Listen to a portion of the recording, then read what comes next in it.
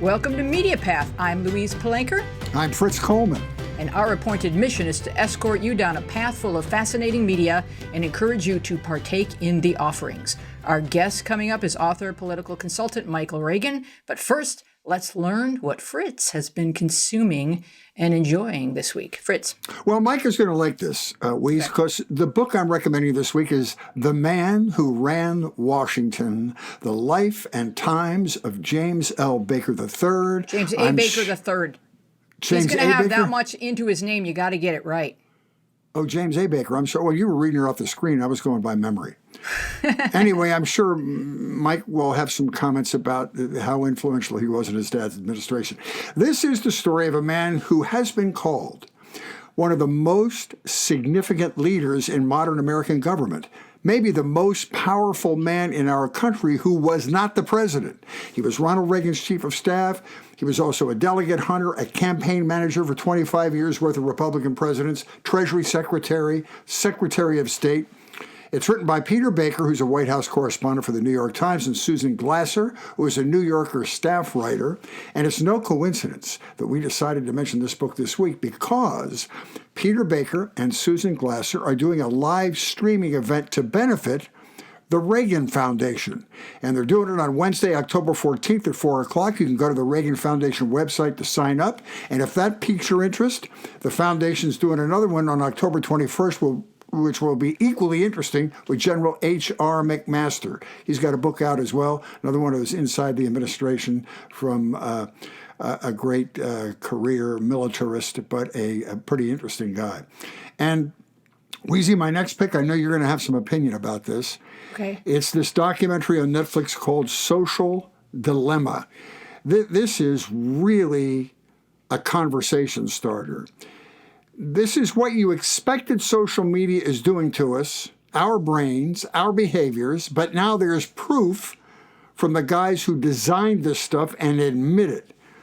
And Weezy, all I could think of was, this is the realizing of the computer HAL in 2001, A Space Odyssey, where we create this monster, that is social media, and it's now taken on a life of its own, and it's out of our hands, and we can't do anything about it.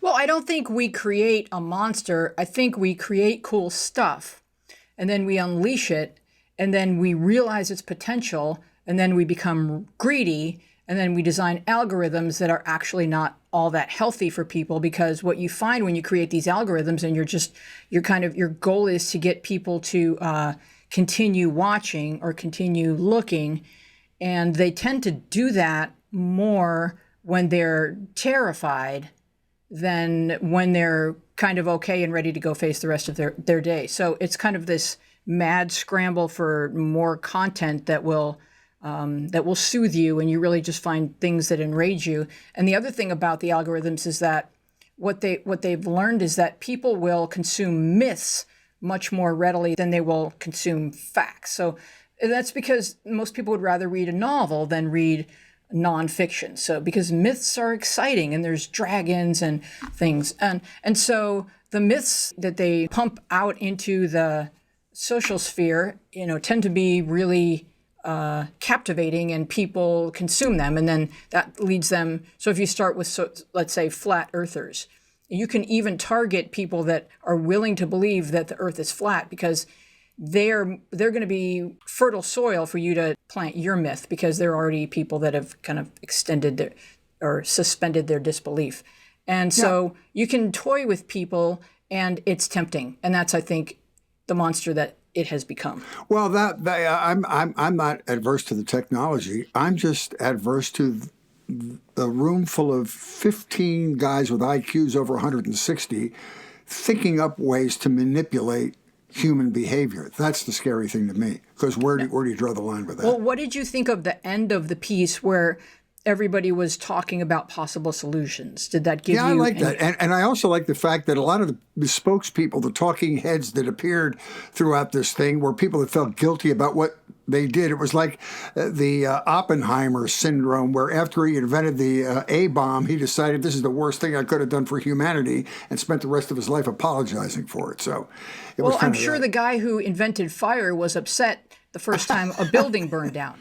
But Good point. We just, it's up to us to use what we have and to create balance. I mean, I just think that the key to life is balance. I agree.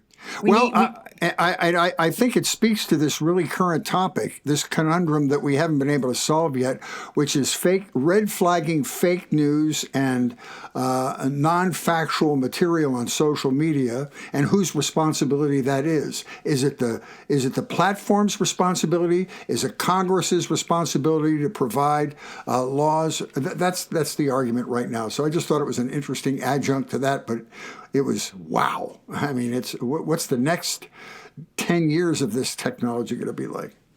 Crazy. If we're intelligent enough as a species to create this technology, then we are intelligent enough to understand the dangers and to mitigate them. And with that, I think I'd like to introduce our guest. He is Michael Reagan. Michael Edward Reagan is an American television personality, political commentator, Republican strategist, former radio talk show host, and author. He is the adopted son of former U.S. President Ronald Reagan and his first wife, actress Jane Wyman. Mike and I worked together. This is not part of your Wikipedia page, this paragraph I wrote myself, Mike. But I think I'd like to submit it to include it on your Wikipedia page. Here we go. Mike and I worked together for many years at Premier Radio, and I know him quite well, but I did not know this disturbing fact that I discovered, Mike, on your Wikipedia page, which reads, in 1965, the FBI warned Ronald Reagan that in the course of an organized crime investigation, it had discovered his son Michael was associating with the son of crime boss Joseph Bonanno, which would have become a campaign issue had it been publicly known. Reagan thanked the FBI and said he would tell his son to discreetly discontinue the association. Michael, explain yourself. I was going to Arizona State University. That's enough. I was going to ask you. I tell you, that's the greatest defense that I have for all of this.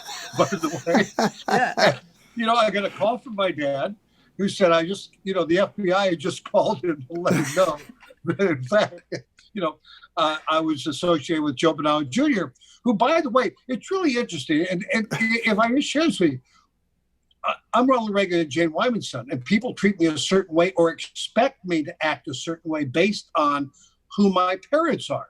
They expect me to be conservative. They expect me to be this. They expect me to be that. And it's really interesting that you're sitting with Joe Bonanno Jr., and at that time you're looking for senior. So they're looking at his house in Phoenix, Arizona. And the people would treat Joe Bonanno Jr. as if he was already a criminal, already a bad guy, and it was already part of the family. And I sat there and would watch this and say, they're treating him based on who his father is, just like they treat me based on who my father is. And so we became friends. And I sat down with him after the call, explained to him about that. He said, not a problem. And I walked away. We never talked to each other ever again. But again, it was Arizona State University. Exactly. Well, we wanted to talk about that. That's a great topic and Weezy, you go first, but I want to get back into that, Mike. The whole extra burden of being the son of a really accomplished male. This is an Oedipal thing. It's a whole bunch of things, but I want to talk to you about that. Because I find it was a problem in my family, and I just want to talk to you about that, how you navigate those dicey waters. But I want Weezy to ask the first question. Or did you ask a question? I guess the question is pretty much in tune with what you're singing there, Fritz. I wanted Mike to talk about what it was like to grow up in the Reagan-Wyman spotlight, which was a show business, Hollywood spotlight, initially. Well, back in the day, Louis, all of us really basically grew up in boarding schools. We have nannies, we had maids. First grade, I was in boarding school at Chadwick. There at Palos Verdes Peninsula, but that's where all the kids went. We get taken there on a Sunday night, and we would cry ourselves to sleep. Sunday, Monday, Tuesday, Wednesday, Thursday, Friday, Dad would pick me up and bring me home, and I'd go to the ranch with my father on the weekend and back on Sunday night back to school, except for 1 year, I think, when I was in third grade. So where everybody thought, gosh, you're so lucky because your parents are, we were sitting at school crying ourselves to sleep at night thinking, no, you're the lucky one because you get picked up every day by your mother or your father or your nanny, whoever it might be, and taken home to have dinner with your parents. And so a lot of us grew up really ticked off, mad at our parents, see all the books that came out of that generation of children from Hollywood, because we were, pissed off that we were part of that other group. And you could either allow that to define your life or get to a point and say, you know something, I understand. And as I got older, I really understood. They really didn't have much choice. The industry was different back then. They were on location a lot. They were gone from home a lot. But when you're 5, 6, 7, 8, 9, 10 years old, you're not thinking like an adult. And I was lucky enough to finally come through that with a lot of help from my wife, Colleen, and from others around me. While we're talking about that, Mike,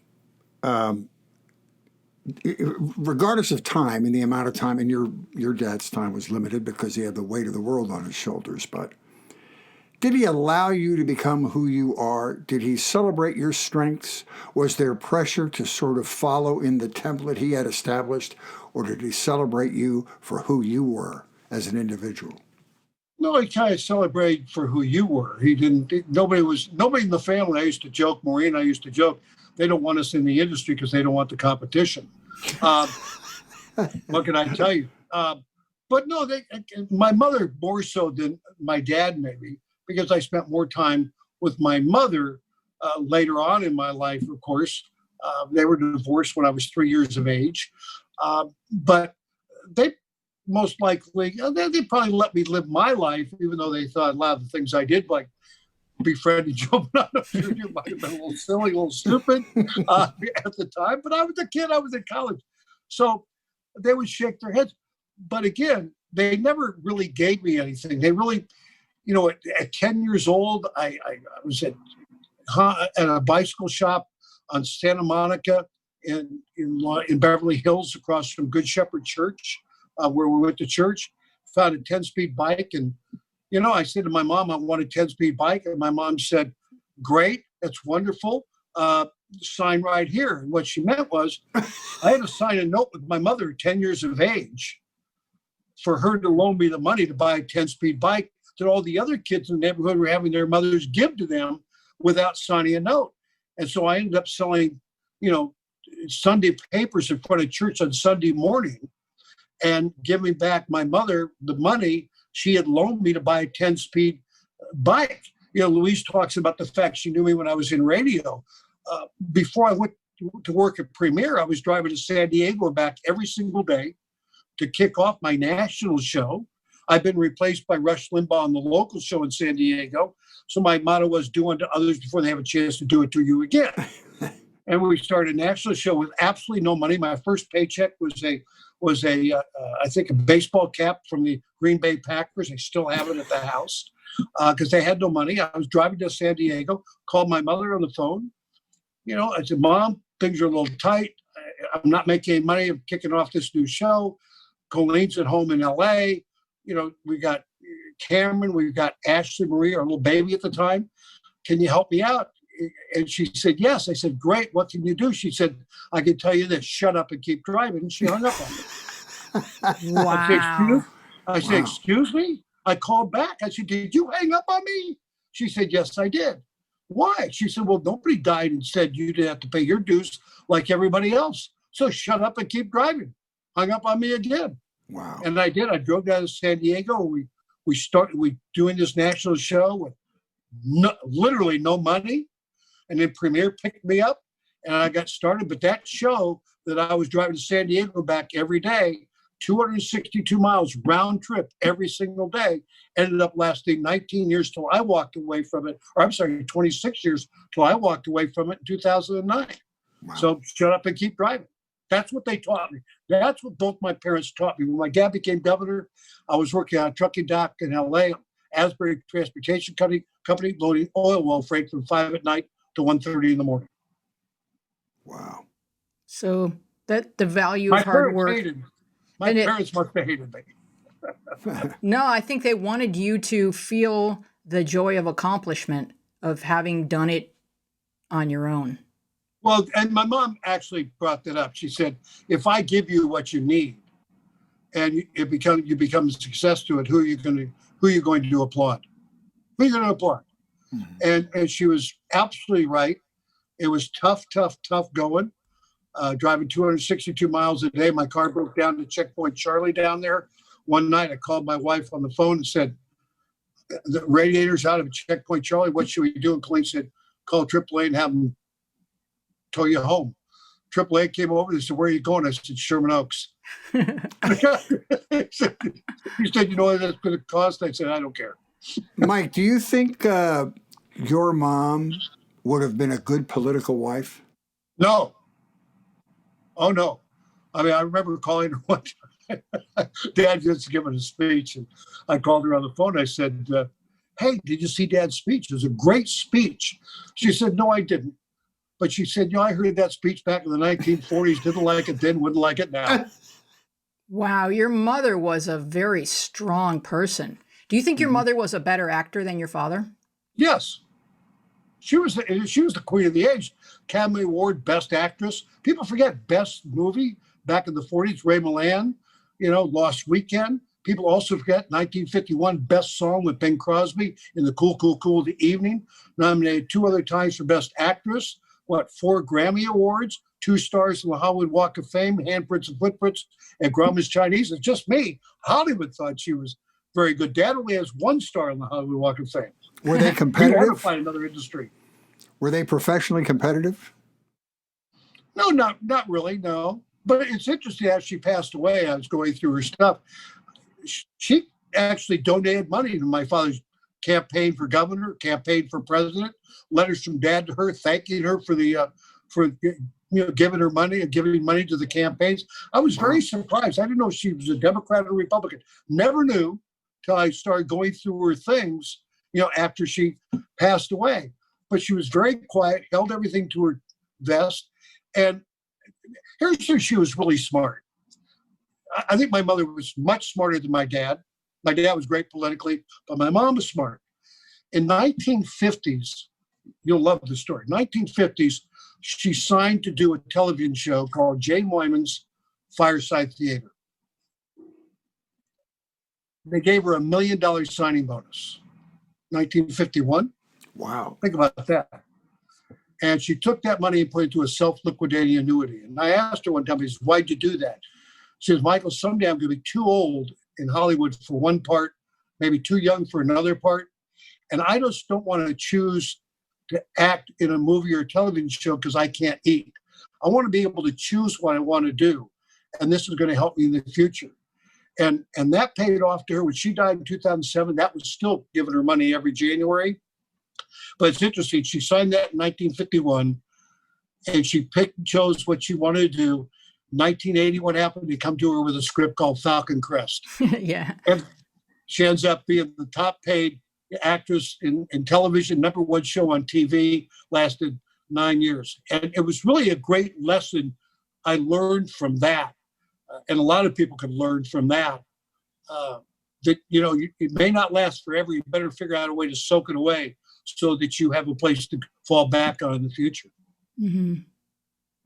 Now, as you became a young man, your father was ascending into the world of politics, which must have magnified the pressure on you of finding your own voice and your own place in the world. How was that pathway for you? Well, when he was running for governor, obviously it was going to be a great way to get more dates. I mean, I was 20 years old. I'm thinking, hey, this is really going to open up the building. It's just in 91, I went over to my dad and at the hotel, and I said, what's the chance of getting a job? Because I thought all politicians gave jobs to their children. And I found out my dad didn't believe in nepotism. And I went home thinking I should have voted for Brown. Because he certainly believed, in nepotism, if you will. It is hard to find your own voice. It's a lot of people don't think you need a job. I had a job, when I was at Arizona State, washing cars to help my income. Got fired from that job because I didn't need it, because Ronald Reagan and Jane Wyman were my parents. My son Cameron, who still goes through that. My daughter Ashley, she's a teacher. But again, we all go through that because people believe, well, you don't have to work because, like the house we have, Yes. I work my ass off. and we have a house that we bought. But if you ask people, 99.9% of the people think I live in Toluca Lake because my parents must have given me money. Mm-hmm. And I like to look at it this way. I like to look at the fact that maybe they didn't leave me a pot full of money because they looked at me and said, Mike's going to be okay. Mike's going to be okay. We taught him to be okay. He's going to be okay. And so I learned a lot. But again, it's hard finding your own voice because people sometimes don't want to hear your voice. When I did radio, what did your dad think? I don't know. How about ask me what I think? It's like I have a history also. But I did a lot of things people don't know. I was outboard world champion in powerboat racing in the 1960s. I set 5 world records of powerboat racing in the 1980s. I raised $2 million for the United States Olympic team and a lot of other charitable causes, if you will, by setting these world records. But when your father is president of the United States, it gets lost. Like people always ask me, what do? Pay attention. 7 or 8 books I've written. What have you done lately? That's exactly why I brought that point up at the beginning. I think some children are emotionally better prepared to do that and be hardy enough to not let the success of their father crush them, and have be intuitive enough and be creative enough to go out and carve your own little space out from under the umbrella of your father. I think every child does with that, and I don't want to be too specific to violate the privacy of some of the people in my family, but one of my 3 children was not able to do that really well and felt this, even though I never made him feel that way, felt this need to I'll rephrase it.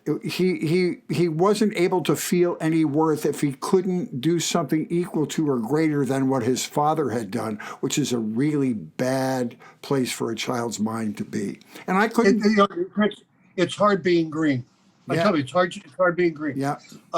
Because when people like, oh, you're Ronald Reagan's son, or you're Fritz Goldman's son, or whatever. Okay, I also have an identity, and I need an identity other than just being somebody's child. Like when I go out and do events, and people always, introduce me. I remember I was doing an event in Bermuda a few years ago, and Pope had a representative there, what have you, was with a Catholic group, and they introduced me as Ronald Reagan's son to a big applause. And I got up and I said, I appreciate the applause. You're not applauding me. You're applauding who my parent is, my father. And I said, but I need to remind you, I also had a mother.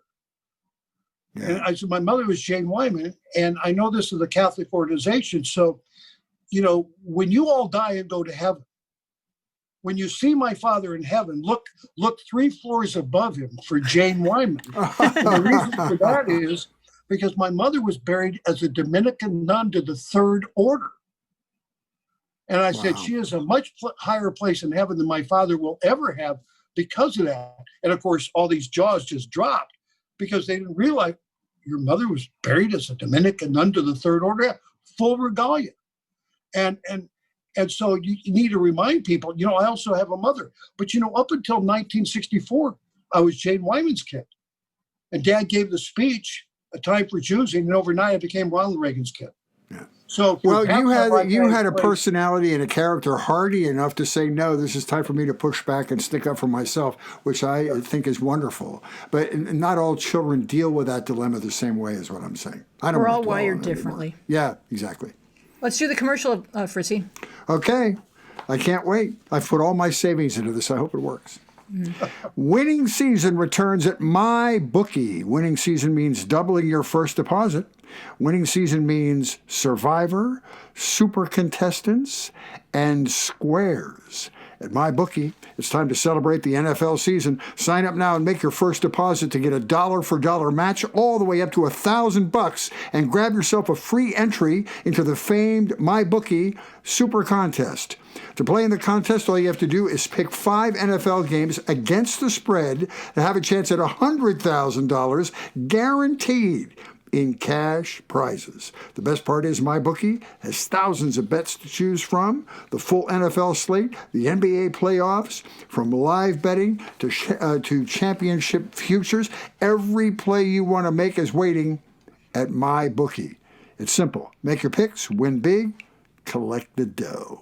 Use promo code, what's our promo code? THINGS, and double your first deposit now. It's a no-brainer. Your winning season begins today, Weezy, only at MyBookie. I'm going to talk to Mike about his book, On the Outside Looking In, which I read. And Mike and I have been friends for a while when I read this book. And I'm going to first start by reading a review that you will find on Amazon from reader Beth Caspier. And she writes, "This book is a very interesting autobiography of the life of young Michael Reagan. He is very frank about his mother, Jane Wyman, and his father, Ronald Reagan, and his stepmother, Nancy Reagan. His struggles with his child abuse by a coach and how he finally overcame these struggles are an inspiration to others fighting the same battles." And Mike, I want to tell you that this is not just a great book. It's a book that I think about often whenever I encounter others in my life who are going through similar trials: abuse, shame, fear, secrets, adoption, a stepmother who was kind to the child while courting the father, and all of this as your family became increasingly high profile and your fears compounded that your truths would be revealed. How scary was it to write this book, and how much of a relief was it to let go of these secrets? You know, I tell everybody that I will tell you, as I sit here with you today, it's still a work in progress. Somebody who's gone through that as I did, because remember, I was also part of child pornography. The man who sexually abused me for when I was third, see how you fall back into it. That's what I said. It's still a work in progress. Who molested me for a year, a day camp counselor from a school I went to in third grade. Also took nude photographs of me and it took me to his apartment under the guise of taking me to dinner a few days later, and took this little Mal at 9 years old, had what I now know, makeshift dark room, and took a pair of tongs and put a piece of paper in the tongs and moved the paper from one pan to the second to the third. And what came up was a photograph of Santa Monica Mountains. And it was magic to a 9-year-old. I'd never seen it. So, would you like to do that? And he put the paper in the tongs, put the tongs in my hand, my left arm, and moved it from paper to paper, or pond to pond to pond, or whatever. And what came up was a nude picture of me. And he put his hand on my shoulder and said, "Wouldn't your mother like to have a copy?" And I excuse me, because it's not hard to get back in that moment.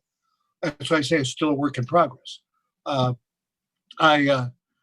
walked away from God. I walked away from my mother. I walked away from family. All within that, I ended up repeating fifth grade and a couple of other things, and angry but it's interesting. I really look back. My personality was built on that as a way to defend myself against what was really going on inside. So in some way, I've been able to use it in a positive way, radio and the other things that I do, because I had to find a way to really, really defend myself. But I was scared to death. I was scared to death. I was scared. I was worried that people would think I was gay. So I would go down to downtown LA on a Friday night after stealing money out of my dad's wallet and buy prostitutes on Friday and Saturday night to prove to myself that I wasn't. Figuring if I got arrested by prostitutes and what have you. And when Dad decided to get into politics, it scared the holy Jesus out of me, because somebody would find a photograph or what have you. And you remember at the end of the book, one of my friends said to me, what happens if the story comes out before your dad is nominated or elected president of the United States? I said I wouldn't be alive for the swearing in, because suicide would be an option, a true option. God. And so I fought my way through that. And my wife, Colleen, didn't know what she was dealing with, but she was able to finally kind of bring me together. And I told her. I didn't tell anybody till 1980s. I told my dad and Nancy. Basically, 1987 is when I told kind of the family, and that was a tough thing. I was with my dad at the ranch and looking at his belt buckle, literally throwing up. Everything, every porous in my face was ending up on his boots. And I kept on thinking to myself, don't look at your boots. Don't look at your boots. They're really nice boots, and they're not nice right now. I told my dad said, well, who is the guy? I'll kick his butt. And Nancy said, he probably doesn't have a butt anymore. But he died the man that died in 2007, and I got a letter while I was doing radio, and from his sister-in-law, and said, Don had finally died, and you can now rest. You now rest because we've been able to destroy all of the photographs that he took. Those photographs lasted from 1953-54 till he died in 2007. And that's what these people do. They're like baseball cards to these people. And so I had every reason to fear what, in fact, I feared. And I felt if people found out what I knew about me, they wouldn't support my dad. If you really look at my life, I have no friends from my childhood. So not only do you have the guilt of what happened to you, you have the even greater guilt of worrying about your father's career being in your hands. I can't imagine a more horrible set of circumstances for a child to be in. I'm so sorry, and I just appreciate your bravery in talking about it. It happens to too many children, too many young boys. It happens to girls. Always seem to get you talk about girls and sexual abuse, but young boys, I deal with. I go out and speak on these issues and what's going on with human sex trafficking and what have you. It's something you have to learn to compartmentalize it, which is also a good idea for a child in a famous family. Put it in its own compartment. Mm-hmm. Don't let it control your life. It controlled my life up until Colleen said to me, quit blaming God, quit getting mad at your children, quit doing this, because I would get angry. And I would blame God, I would blame my dad, I would blame everybody for what had happened to me. And finally, when Colleen in 84 started really, saying, stop it. And then that book that we were talking about, I was offering, I think, $2 million at the beginning to write a tell-all book about my parents. And they hadn't paid the money, but I basically agreed. And I started writing the treatment. And I got that part. I just couldn't do it. It wasn't their fault. And that's the first time I started dealing with the sexual abuse. But the chapter I talk about sex abuse, I probably rewrote that chapter 400 times. And every time you go through it. And I will tell you, probably the best therapy is writing about it. Mm-hmm. I think the best therapy in anything like that is really writing about, because you're more honest, I think, when you write about it than when you That's a means of therapy. It. Therapy, they offer, the writing is part of therapy for many people. Right. Mike, if I could just ask you, Weezy, I'm sorry, the aftermath of the conversation you had with your parents, were they willing to offer you psychological help? What course did they take after you revealed this information to them? They really nothing. I think Dad wrote in his diary, Mike's back. Maureen said, now I know why you didn't like green, because the place he took me to develop that had a green tinge to it. Now I love green, but I didn't like, green was scary to me. I couldn't even buy tennis shoes with green on the bottom of the shoes. What do you mean, green in this guy's house or the photo lab? Where he took me into the dark room and a green kind of hue to it. So green literally scared the hell out of me. But no, they didn't really. I think that generation really didn't know how to deal with those things. It's they take it personal, like they've done something wrong, and they've really done nothing wrong. Tell what Nancy said when you had that conversation.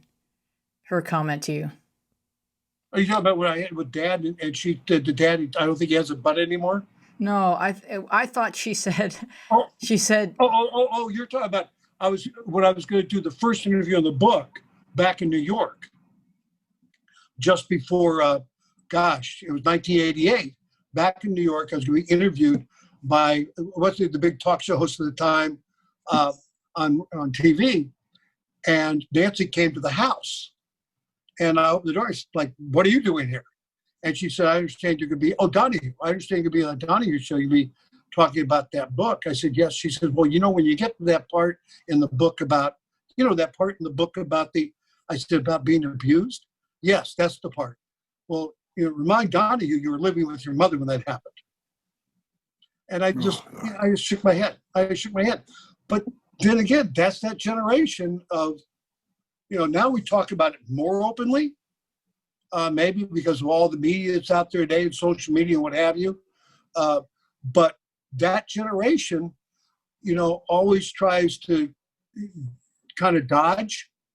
It wasn't me, it was him type thing. So I really didn't get any help from, other than my dad saying I'll kick his butt, from the family.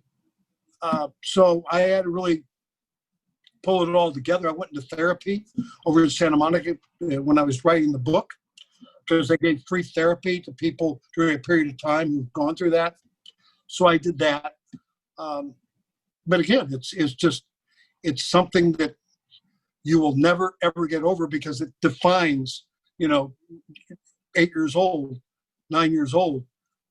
It takes everything that you loved and knew about in life and destroys it in one fell swoop.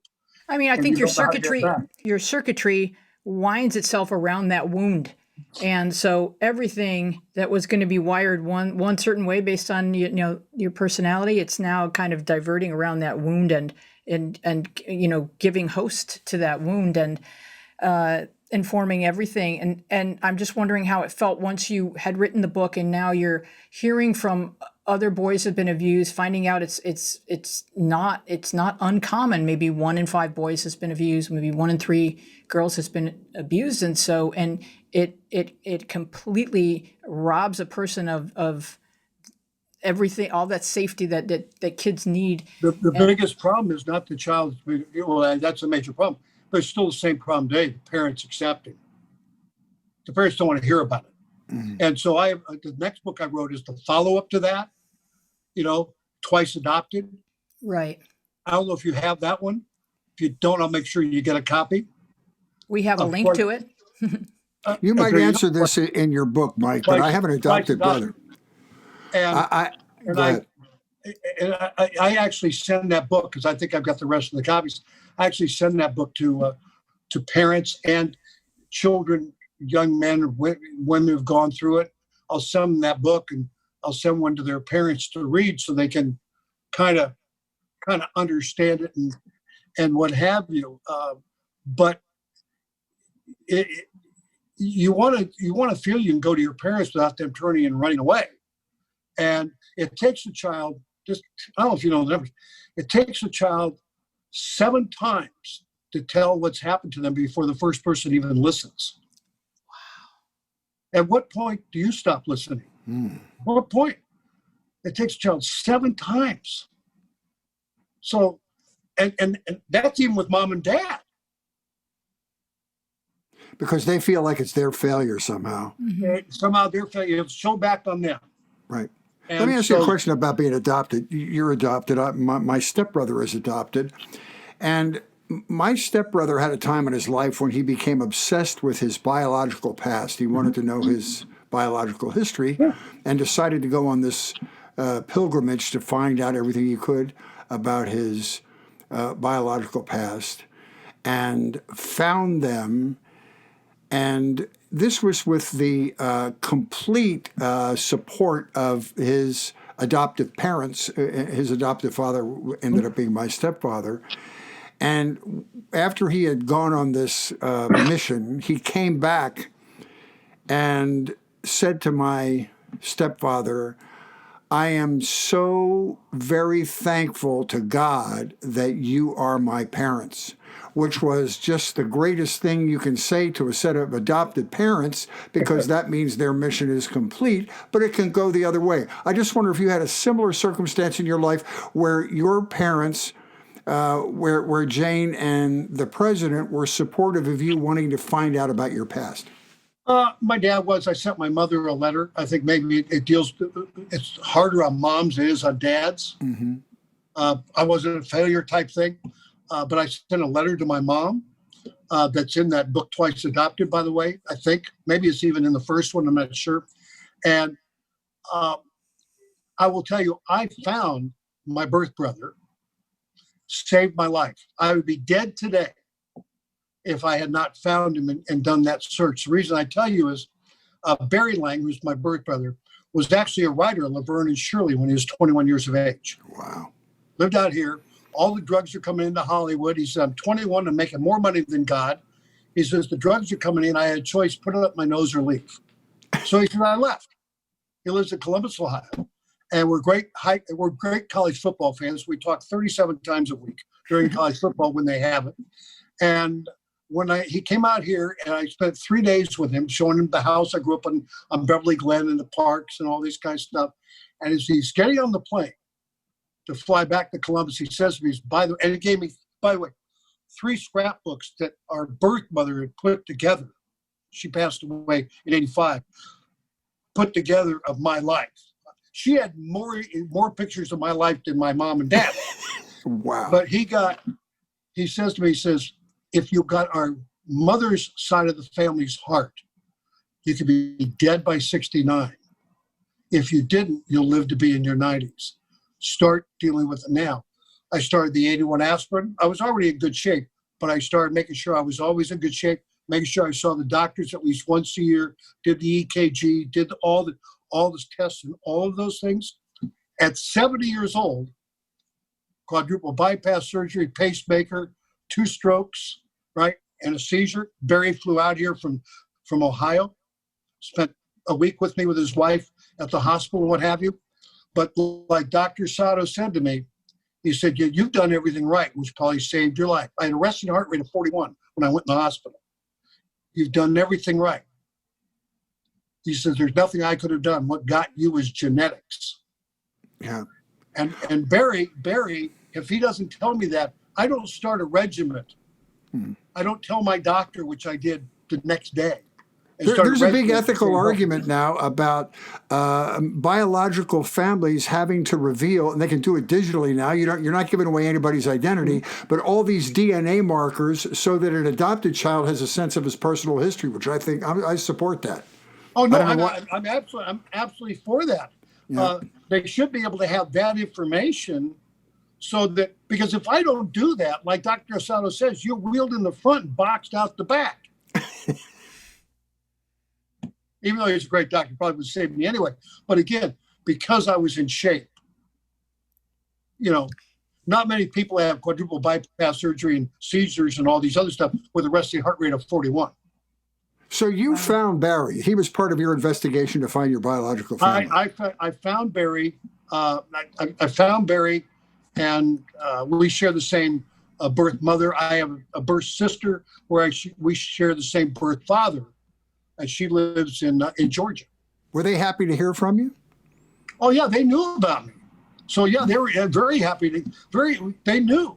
That's great. It's interesting. Barry found out in 1981 on the way to a Cincinnati Reds game from his mother, drove off the road, because he always wondered, whenever my dad would come on TV, his mother would have everybody in the room just shut up. She'd grab a chair, sit in front of the TV, and watch the TV. So she thought when her mom was out here back in the 40s, that in fact she must have had an affair or something with Ronald Reagan, because she's sitting there watching Ronald Reagan. She would go down to the newspaper stand on Saturdays and look at all the movie magazines. And when there was a story on Ronald Reagan and his family, or Jane Wyman and his family, she would cut out the story or cut out the photos and take them to a photography studios and have prints made. And so she had ultimately about 6, 7, or 8 scrapbooks. And Barry gave me like 3 of them or 4 of them when he came and saw me for the first time in 1987. How old was your mom when I found out birth mother loved me too? How old was your birth mother when you were born? Oh, Irene, I don't. She was she was young. She had gotten pregnant by a married guy who found out she was pregnant. He decided to join the military, and he went to Arizona. She chased him to Arizona. He got in trouble at boot camp. They sent him to France. That's another story. And he had $600 in his pocket. Gave her $400. Said, "Go to California, have that baby of yours." And Maureen and Dad and Mom were at Schwab's on Sunset, and Maureen was 3. She walked up to the counter, and the pharmacist said, "What do you want, little girl?" She said, "I want a brother." Oh. And back in those days, a lot of people don't know, women, there's a lot of us who were adopted into Hollywood families because actresses couldn't get pregnant because they couldn't be pregnant on film. Right. That means they had sex. So so a lot of us were adopted into those families because actresses couldn't work if indeed they were pregnant. I love your story because the adoption triangle doesn't always end as happily as yours. No. That is, finding out that your birth mother really did love you. A lot of people feel resentment toward the birth mother because the birth mother had to get rid of the child, and that suggests to the child that I wasn't felt the loved. same way as your stepbrother. Why would somebody give me away? I mean, it's an easy question to come from an adoptee. Absolutely. Why would you get? Was there something inherently wrong? Now add on to that what happens to me when I'm 8, 9 years old, and I'm thinking God's just getting even with me because I was illegitimate. When I went to Chadwick School up on Palos Verdes Peninsula, and I found out that I was adopted when Maureen, I think I was 4 years her junior. Maureen was going to Chadwick before me. And I knew what she was going to get for Christmas because her birthday was January 4th. And she came home. I said, "Merm, I know what you're getting for your birthday." And Maureen said, "I don't want to know. But I know what you're getting." She said, "If you tell me a secret, I'll tell you." I said, "You're getting a blue dress for your birthday." She said, "You were adopted." And we all looked at each other, went down to see Mom. What's adopted mean? And Mom just went, You probably saw that look. If you ever saw Falcon Crest, you probably saw that look. And you went, "Don't ever go over that piece of highway ever again." But then, people say you were chosen. So you're going to school saying, "Hey, I was chosen." And little boys go home to their parents, say, "Hey, Mike Reagan says he was chosen." And parents say to the little kid, "No, he was illegitimate." And they adopted him. So the kids come back, and I became the bastard Reagan at about 7 years old. So I'm the illegitimate Reagan. I was the bastard Reagan. So I'm dealing with all those issues, and it just snowballs into it. Again, children are worse than parents sometimes. They're very, very cruel. Yeah. So now they had my Achilles heel. So why would you give me away? Right. And I think that child predators, they do prey on kids that really need love and are searching for it. Luis, the guy who molested me, taught me how to throw a football, baseball, taught me all the sports that you do with Dad. I did with him after school. Complicated. It is. It's Weezy, let's help Mike talk about the foundation because they're doing some pretty cool stuff up there. Right. Mike heads the Reagan Legacy dedicated to the spread of democracy throughout the world. It's called the ReaganLegacyFoundation.org. You can go there. And talk a little bit about that for us, would you, Mike? Well, I do a lot of stuff with the Reagan Foundation up on the Hill, but I also formed my own back in, 2001, 2002, Reagan Legacy Foundation to carry on the legacy of my father. And the first thing we did was we put together a program to provide scholarships to the men and women who served aboard the USS Ronald Reagan and their family members left home, which nobody does. So we give a $1,000 scholarship to young men and women who serve on the Reagan, and $2,000 scholarships to the family members left home who want to put in for the scholarship. We've been doing that since early 2000s. And we love doing that. Used to go to the ship all the time, but now she's in Tokyo, Japan. Not as easy, if you will. We expanded that a couple of years ago because we've done a lot of things. We've been involved with Berlin. We got a plaque in the ground commemorating my dad's speech, 1987, Tear Down the Wall speech. We have a Reagan exhibit at the Checkpoint Charlie Museum in Berlin, commemorating my dad being in Berlin. It overlooks Checkpoint Charlie. And now what we have is a brick project working with the Airborne Museum at Normandy, France, St. Mary Glaser, where you can go online to walkwaytovictory.com and order a brick and put the name of a loved one who served in the Second World War European theater on it and the group he served with. And you will have a brick put in his name there at St. Mary Glaser in the ground through the walkways of the Airborne Museum. And those people who don't know about St. Mary Glaser, first town freed by America at 4 a.m. on the morning of D-Day. So where all the paratroopers were in fact going. It is the 82nd, 101st Airborne's Gettysburg, if you will. And so to be able to see these bricks with the names of those who literally saved the world by landing at Normandy is amazing. Wow. Can you talk a moment about your relationship with your brother and sister Ron and Patty? They're on different sides of the ideological spectrum. Really? It kind of represents what we're all going through in America. And how do you guys navigate that path? You know, it's really interesting you asked me that today. I was talking to Patty earlier today about something. She's going to be on a television show on CNN here. And we were talking. And I said, you know something? I told her a story that she's actually going to use about our dad. And she said, I didn't know that. I said, well, the problem is you hadn't talked to me for 14 years.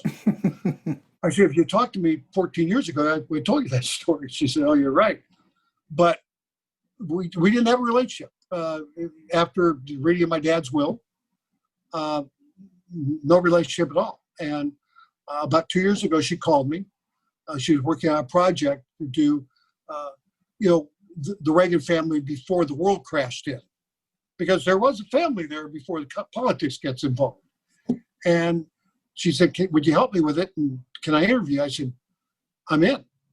And so we started talking, having lunch and what have you. And yes, we're on different sides of the aisle. But you know something? We don't sit there and get all mixed up in. We talk about stuff we agree on. There's stuff that I agree with her, what she says about Trump. I agree with that. Okay.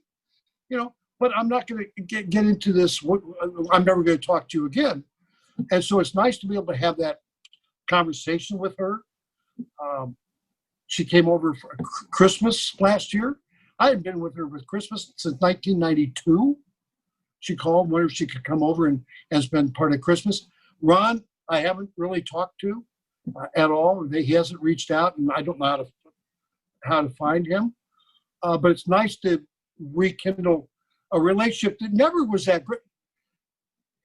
The reality is blended families don't always get along with each other. It's not easy. And Nancy, I was Jane's boy, and that wasn't something that made Nancy very happy. So she didn't want her kids really being with me very much because I was Jane's kid, and Nancy really never got over the fact that Dad was married once before.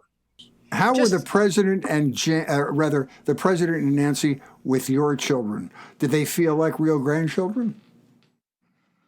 I will tell you that the Cameron and Ashley felt like Dad was really a great granddad, but he wasn't able to spend a lot of time with them. Mm-hmm. Unfortunately, it would have been nicer if he could have. But again, I was Jane's boy, not Nancy's, and so we would go over to his offices and have lunch over there. There was one day went over there during a Christmas time, and they were going to bring singers in, and this one Dad had Alzheimer's, but he still go to his office. and went over there and had lunch with, I think it was Ashley Coley and I. And we hadn't been invited to the basic sing-along. And Dad came out, and he went from the Alzheimer's moment to being really aware of what's going on. And invited us to sit down with everybody, to the shock of the staff, because they had to bring in chairs. And then he reached out and he grabbed Ashley, put his arms around Ashley, gave her this big hug, and he looked at me and he said, "You know why I hug her?" I said, "No, Dad, why?"